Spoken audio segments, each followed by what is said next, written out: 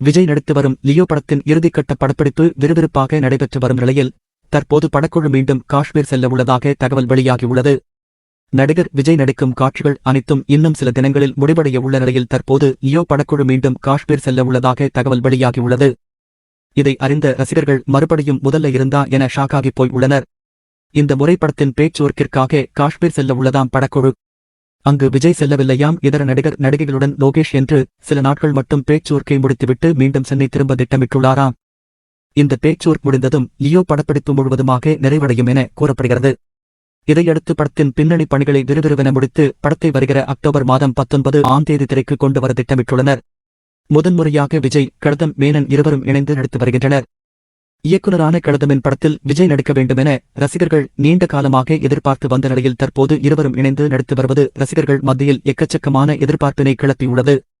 இந்நிலையில் லியோ படத்தில் இடம்பெற்றுள்ள தனது கேரக்டர் குறித்து கௌதம் மேனன் நேர்காணல் ஒன்றில் பேசியுள்ளது இணையத்தில் வைரலாகி வருகிறது. அதில், லோகேஷ் கனகராஜ் எனக்கு ரொம்ப பிடிக்கும். இதில் என்னுடைய பேவரை த்ரிஷாவும் நடிக்கிறார். நாங்கள் 2 பேரும் சேர்ந்து வருவதை போன்ற காட்சிகள் படத்தில் உள்ளது. என்னுடைய கேரக்டர் பெயர் ஜேவில் துவங்கும். இந்த படத்தில் எனக்கு பல ரோல் இருக்கு. வில்லன், நண்பன், பின்னணியில் இருக்கும் ஒரு ஆள் என 3 விதமான ரோல் உள்ளது என தெரிவித்துள்ளார். மேலும் தனது கேரக்டர் படத்தில் வெயிட்டாக இருக்கும் எனவும் தெரிவித்துள்ளார் கௌதம் மேனன். அவரின் இந்த பேட்டி ரசிகர்கள் மத்தியில் எக்கச்சக்கமான எதிர்பார்ப்பினை கிளப்பியுள்ளது. லியோ படத்தில் விஜய்க்கு ஜோடியாக த்ரிஷா நடித்து வருகிறார்.